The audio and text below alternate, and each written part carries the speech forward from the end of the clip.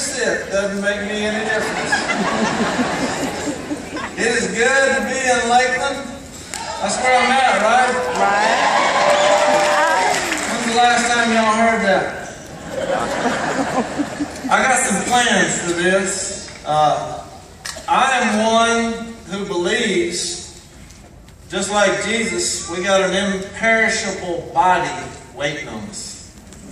Imperishable. If you don't know what that means, look it up when you get home, and it will blow your mind. So I'm planning on doing a lot of things on one of these in the afterlife. It's imperishable now. If I try it, I'll be dead. Since we won't die in the next life, okay, you with me?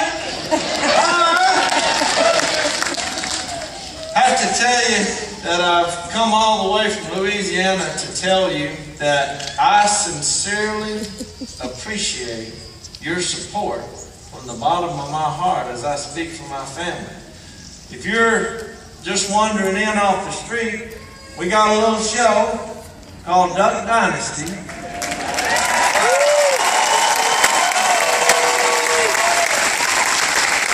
And some of y'all didn't think it was such a weird idea to have a functional family that gather around a table and pray to an almighty living God.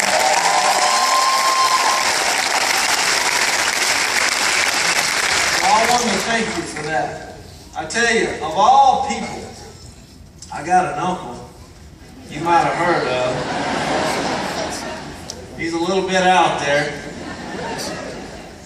He really believes that a lot of things that we see in our zoos, you know, things like real black panthers, he believes they live in our woods. Man's messed up. But he did say something on the set of the TV show that I want to share with you because it's really how we are and what we're based on. We decided from day one that we were not going to compromise on our faith in Jesus Christ. And we also decided that for the sake of drama, that we were not going to manipulate and betray members of my family. We were going to stick together. And we've done that. And we decided not to compromise on our duck seasons. And every year we go duck hunting. We want the camera people off. But you know, Si said something one day, you know, they can be frustrated. They have ideas and they try to get us to do things that we're not going to do. And I always said, you know what? I'm going to show up and I'm going to be myself. And if people like this is something I know I can reproduce. And that's what we do.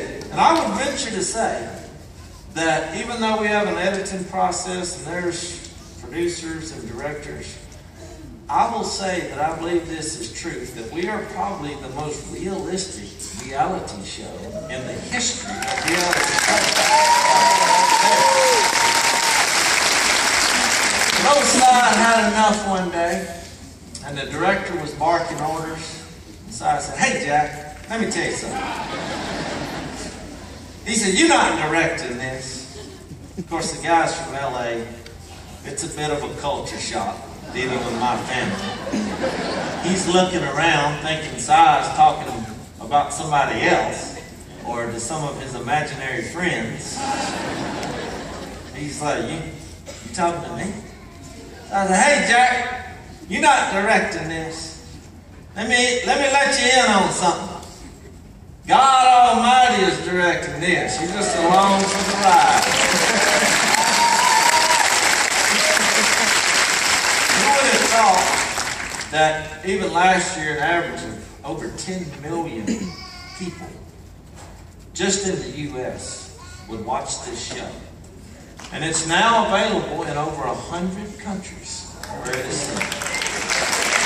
I do believe that even though our show is not really about our faith, it shows who we are, and the prayer itself plants a seed in the minds of people who want to know more about this real living God that we serve. And I'm just glad to be along for the ride myself.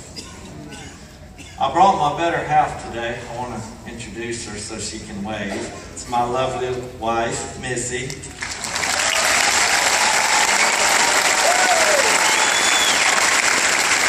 Thank you for saying yes. We've been married over 20 years. She's my best friend and my spiritual partner. And we made a decision while we were dating to remain pure before we got married. And guess what? Our lives were never in danger at any point. We made a spiritual decision that we want to go to heaven and we want to bring as many people with us as possible. That's what I'm doing in Lakeland today. When this started, I was in New York of all places. Willie was fixing to have his first meeting with A&E executives. I was going to do a duck call seminar in New Jersey. I was just going to see the Yankees play baseball and blow the duck calls and, talk about duck hunting. And I thought this was just ridiculous that he was going to meet with somebody about actually having a national TV show about our family. I mean, I was not a believer. But anyway, we're standing outside their offices. We're drinking $4 cups of coffee because that's all we can find. And a man walks by and drops some coins in my brother's coffee cup.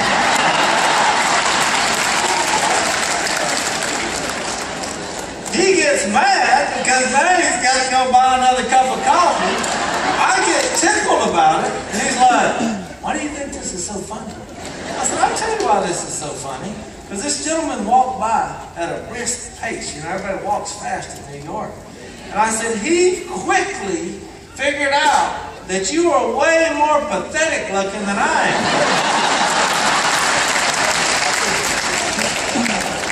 Who would have thought? Here we are, people thinking we're homeless. And God has used this to open doors all across this globe. And that's why I come out here. Look, there's a lot of misinformation about our family. Because what happened is that a lot of you support this idea of getting off the planet alive through Jesus Christ. And it's been great, the support that we've gotten. But a lot of people were sitting there and they're watching TV and they're like, wait a minute, whoa. These bearded rednecks are actually fixing to pray to God on national TV. Something must be done. And so we've been persecuted a bit for our faith. And, I don't know, you probably heard about the encounter my dad got into. He quoted a verse in an interview. The guy didn't even know it was a Bible verse. And the next thing you know, as I said, a national controversy broke out. If y'all hadn't noticed this, my dad can be a little bit blunt. He does not compromise on what God Almighty says. And look, I want to be clear, we're not policemen. We don't go around and stick our noses into people's lives. We go around and we spread the grace of God through Jesus Christ. That's our weapon. The grace of God teaches us to say no. But when we're asked a specific question, we're going to give a biblical, God-sanctioned answer. And we're not going to shrink back from that. We don't compromise on the truth. There are decisions that are made. And we believe that God's way is always the best way. Now, I want to give you a crash course on what we do. These are duck calls or party favorites. You don't duck hunt. They are, the sophisticated title for this is air traffic controllers.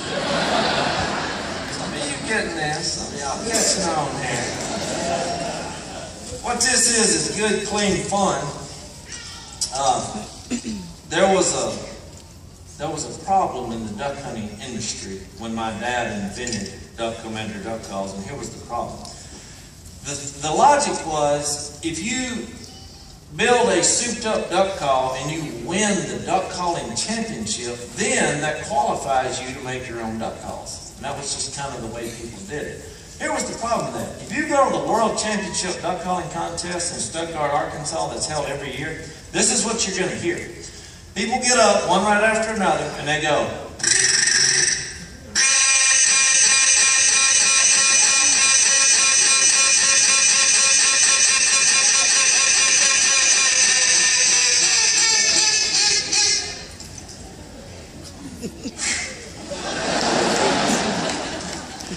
I've never heard a duck do that in the wild. I've been in the woods my entire life, and I've never heard a duck do anything close to that. And these large men who do that, look, some of them will pass out. They'll crown a champion. And my dad said, you know what? I'm going to build something that actually sounds like a duck, a real live duck. People all across the industry said that'll never work. You get to thinking that duck hunters are not real smart here. An actual mallard hen will do three things. She'll do a feed call. You say, now when does she do that? When she's eating. That's why it's called a feed call. I know some of you are not duck hunters. I see in your eye. You're lost right now. You're thinking, hey, I'm looking for the next Chick-fil-A. I'm not worried about it. Here's what we did. We get painted pieces of plastic that look like ducks. And then we make these sounds with these duck calls. And the ducks, when they look, they say, hey, there's a party going on down there. So we call them. We'll do quacks, because a mallard hen does that. And we'll do a greeting call. That's, hey, come on down, everything's all right here. When they get close enough, then we shoot them. We clean them, we cook them, and we eat them. We do it every year. It's great. Great for you. No, we were organic before that became cool. We go to Dodge grocery store and we say, okay, yeah, I'm going to take 2 of these and 1 of those. Now, some of you, that bothers you, I know. So I'm going to take this idea and I'm going to take this opportunity to share something with you that you might not have read in this book. And I do believe that this is God-inspired. In Genesis chapter 9, right after Noah and the ark, you remember that story? There was sort of a movie about it this year. So, Genesis 9, from God's point of view, right after the flood, the water goes down, and he says this, and I'm going to quote this for you.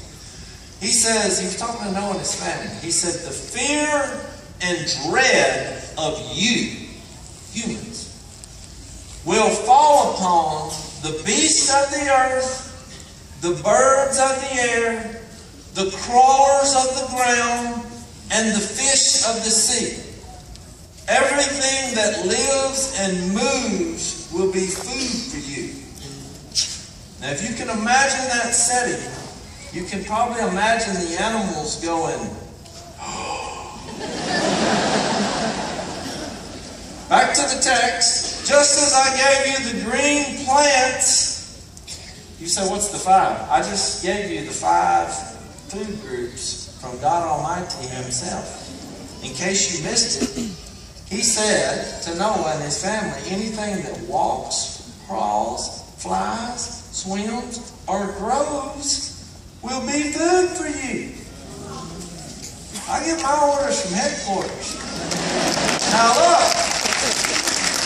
if you want to, shoot you a duck and put him on the grill, I'm telling you, God said go for it. They'll run or they'll fly. If you just want to eat broccoli and Brussels sprouts, knock yourself out. If you want to watch me eat both, great. But I tell you this, I believe that was the birthplace of hunting. And we, don't get me wrong, we love animals, we have pets. We don't eat them all. But every year, during duck season, it gives us an opportunity that I think carries out God's design. Because look, we're humans. We're not animals. There's a difference. Whenever we're in a society where an animal is viewed more valuable than a human, that's a recipe for ruin, misery, and disaster. There are some laws that are more penal if you bend down and pick up a bird's feather and put it in your pocket than looking at an unborn baby human being and looking at that and saying, oh, it's no big deal. You kidding me? Where did life come from? I believe that God Almighty, in His infinite wisdom, created each one of you in your mother's womb. Isn't that what David said in Psalm 137? We're not junk. You're not an accident. You're not a mistake. God made you on purpose. That's what Paul said in Acts 17. Oh, it's a wonderful read. Read that when you get home, Acts chapter 17. God determined the exact times for them and the exact places where they should live. From one man, He created all nations of men. That's why we're not racist. That's why there's one race, the human race. That's why the only color I'm worried about is the red blood of Jesus. We were all created from heaven. On purpose, for a purpose. And you say, well, how did this come about? Well, the reason I got into the duck calls and hunting is because when I was a kid, my dad, he was not a follower of Jesus Christ. And by his own admission, he was a terrible human being. He was not a good father. He was not a good husband. He was abusive. Whenever I saw him, I ran out of fear. And then all of a sudden, I see this incredible transformation. I mean, incredible. I'm like, what happened here? And in an effort to change his lifestyle, he started spending time with his kids. Guess what? They're not going to grow up to be model citizens on their own. It doesn't happen by accident. You're going to have to spend some time with your kids, get in their life. This is something you've got to consciously make a decision to do. At my house, we have what we call come to Jesus meetings all the time. We say, look, the Lord loves you and we love you. It's time for you to make a few changes. But here's my dad. In an effort to become a better dad, he starts taking me duck hunting. And I had my first experience with God, not in a church building, but gazing upon this creation. Because you know what I deducted? And maybe it was because I was thankful that my dad was taking me duck hunting. But I deducted, based on the details of creation, that someone, some being, designed this planet. The design of the planet demands a designer. Start looking at the details. Start looking at it. People say, oh no, Jase, you're talking about this stuff just happened. Yeah, there was two rocks floating around in space, they collided. I'm like, where did this stuff come from? They're like, don't worry about that right now. The spark hit the mud puddle, bam, life was formed. Well, we were fish, and now we're frying up and eating our ancestors. We jumped out of the mud puddle, we grew a tail, it fell off, human race was formed. No wonder you're so miserable. What's your plan B? The best thing you can hope for is to be dead. That's what you're going with? Look, I'm not going to judge you. I'm not going to dislike you. I'm going to wish you the best of luck because you're going to need it. There's no meaning there. Where's the meaning in life? Where's the afterlife? Where's the hope? Where's the love? Why love? Now, I'm a Romans 1 man. Based on what has been made, all men are without excuse because God's divine nature and eternal power are clearly seen. Look at the details of what's been made. This didn't happen by accident. Just because we didn't see it created doesn't mean we can't ignore God's fingerprints all over it. And even in your life. And so there I was all of a sudden thinking, you know, I need to seek out this guy. My dad started growing a beard. I think he was kind of an anti-establishment type fellow. But what we did as we got older is we understood that we were not growing a beard. It was doing that on its own. I get asked that all over where we go. Why are y'all growing the beards? It's doing that on its own. Well, what I do, this is great camouflage. It keeps my face warm. And nobody ever, under any circumstance, tries to mug me.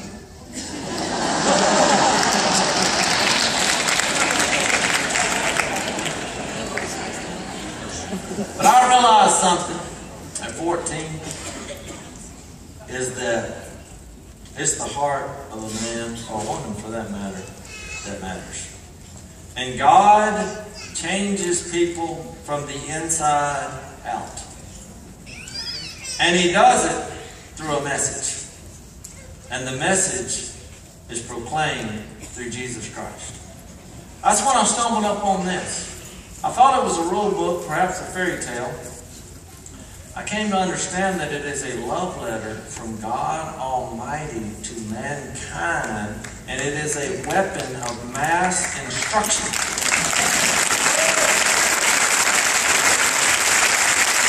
It reveals God Almighty in human form.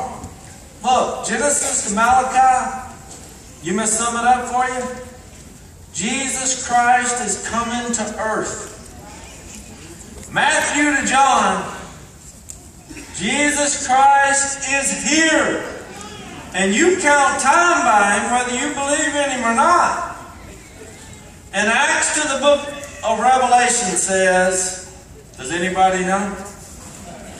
Jesus Christ is coming back to the earth.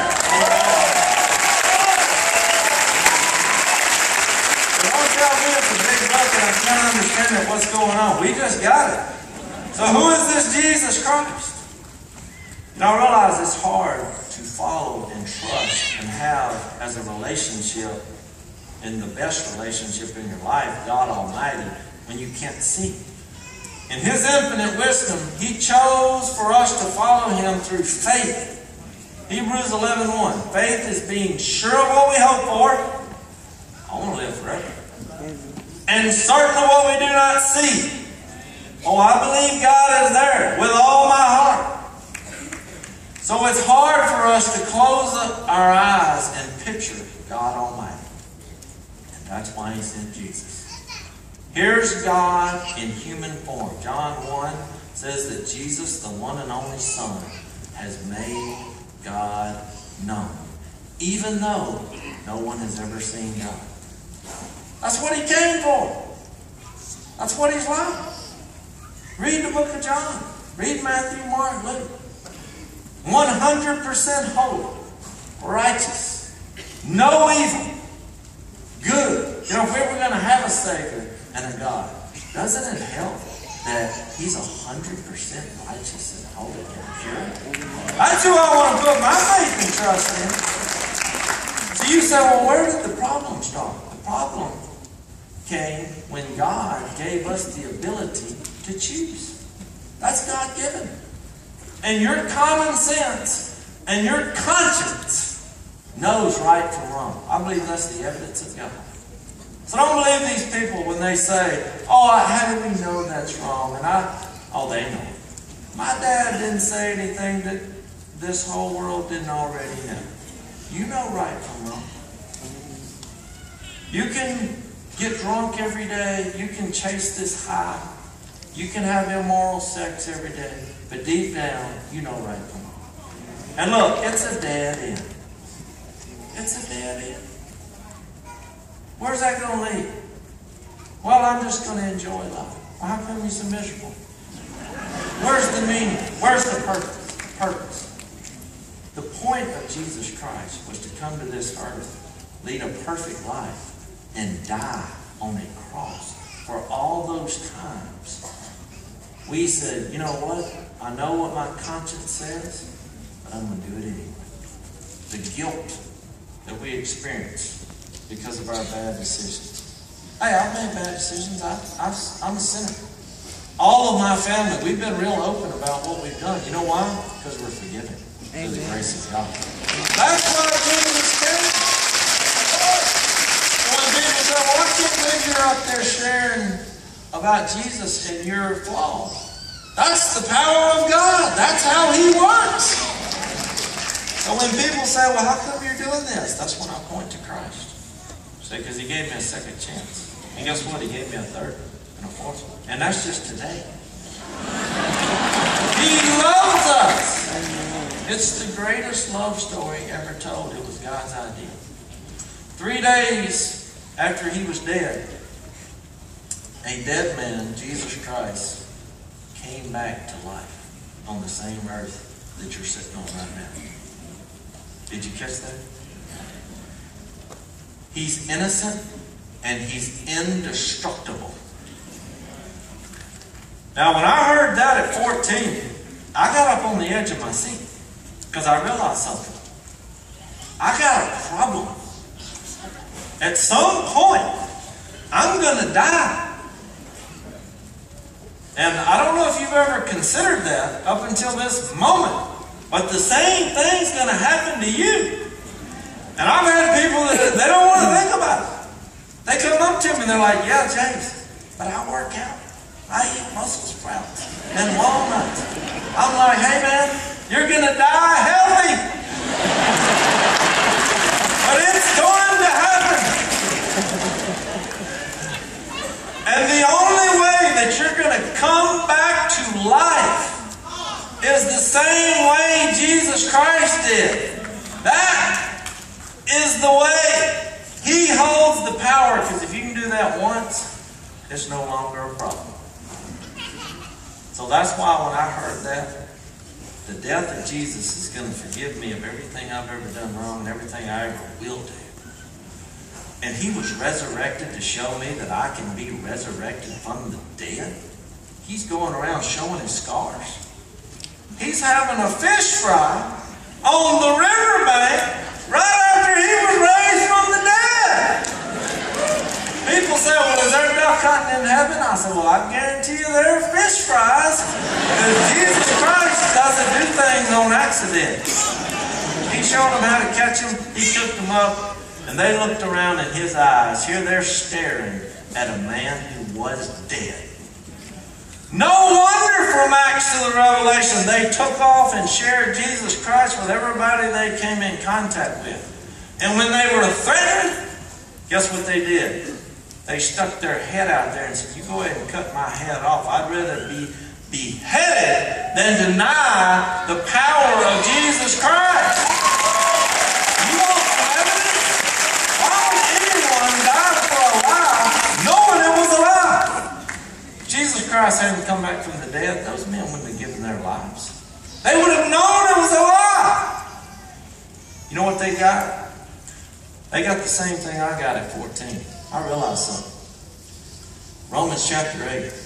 The same Spirit, the Holy Spirit, that raised Jesus Christ from the dead, if it is living in you, will also give life to your mortal body. And the fruit of that Spirit is love, joy, peace, patience, kindness, goodness, faithfulness, self-control.